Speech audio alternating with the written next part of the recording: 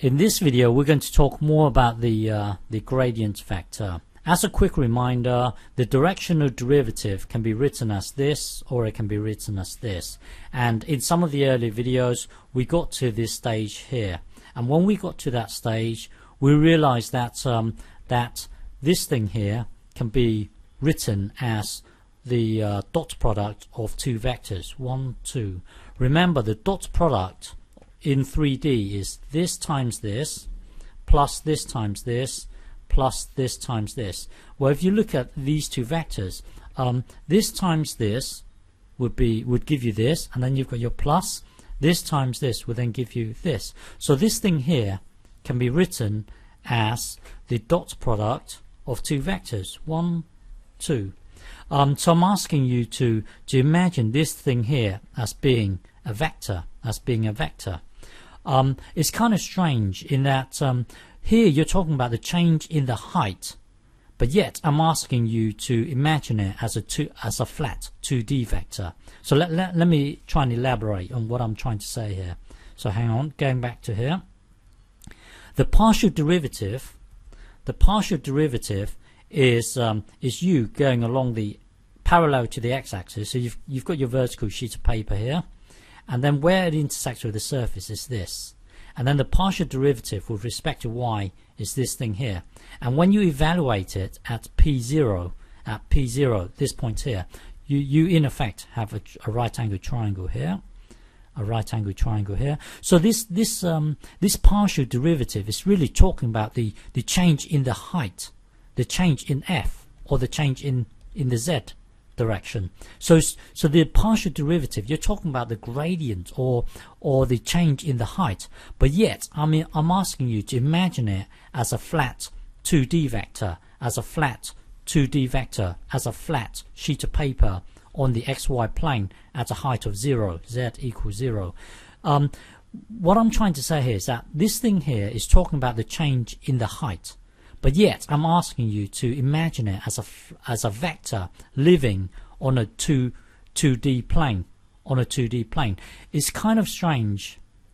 It's kind of strange to ask you to imagine this change in the height, but yet I'm asking you to imagine it as a flat vector living on the xy plane. For the time being, I'm asking you just to accept it, because by you accepting it, it will give us a lot of insight onto the onto this thing here. This thing here will be useful in the future. If you can imagine this thing as being a vector, it will give us a lot more insight onto this thing here. So let's just imagine it as a vector. So if you imagine it as a vector, so this thing here is really in effect equals to the dot product of this thing, which is this thing here, and this thing here. This is our unit vector of magnitude 1, our unit vector. So the dot product. Remember, I'm asking you to accept that.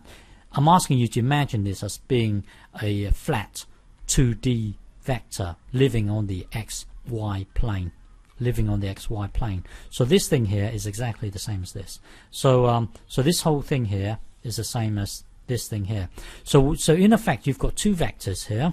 By imagining it as a flat 2D vector, it will give us a lot more insight into this quantity here. So going back to high school, you've seen the cosine rule. So when you have two vectors, one vector and then two vectors, so this is our unit vector, this is our new imaginary vector here. From high school, you've seen the cosine rule. I've done several videos on the proof of the dot product. I've done the dot product proof. So the dot product proof takes us from here to here. So when you have two vectors, 1, 2, it gives you this relationship. The dot product of two vectors, 1, 2, has this kind of a relationship. Well, our unit vector, the magnitude of our unit vector will always be 1, and cosine of the angle that exists in between those two vectors, cosine is like this. So cosine is trapped in between 1 and -1. So so hang on. So our derivative, our directional derivative, well, this thing here is always 1, and this is between 1 and -1. So our directional derivative will always be less than or equal to the magnitude of this thing here, depending on the angle. So if you make the angle to be, if you look at cos, hang on, if you look at cos, the when the angle is 0, the cos would be its biggest at 1. So when you make the angle 0, so this is our vector here. If you make the unit vector to have an angle of 0, so if it's in the same direction, then our directional derivative will be at its greatest when the unit vector is going in the same direction as our new imaginary vector.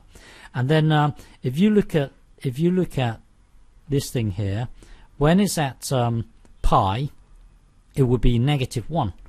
So when you look at when the unit vector is going in the opposite direction, then well, our directional derivative must be greater or equal to this thing here. So when it's at, well, I hope you can accept this. I'm lost for words at the moment.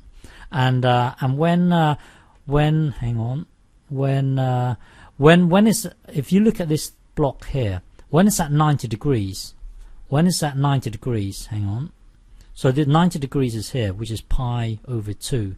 When it's at pi over 2, cos of 0 would be 0, and then when you times 1, it would be 0, and then when you times this thing here, then our directional derivative would be 0 when it's at 90 degrees.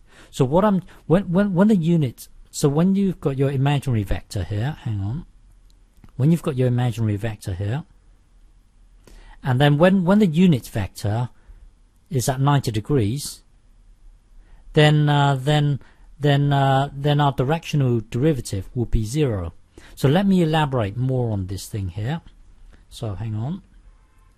Let me elaborate more on this thing here. Remember, I've done a video on level curves. So if you have z equals x squared plus y squared, it will look something like this, a paraboloid. If you cut it at a height of 0, at a height of 4, it will give you a circle of radius 2. Let's say you've got a random surface, and then when you cut it at a height of 4, let's just say it gives you this level curve. I know it's unrealistic from my drawing, but let's just imagine it gives you this level curve. Well, as s ticks away, we always know the x location and the y location. The point is that we always know this location as it moves along this curve. Remember, if you're moving along this curve, you're always at a height of 4. Back to this thing here. If you cut it right here, if you're an ant walking along this path, you're always going to remain at a height of 4. You're not climbing. You're not. So your du, your directional derivative would always be 0 if you're moving along this curve, because you're not climbing in height. It's always at a level of 4. So when you look at this, if you walk along this curve, you're always at a height of 4. So I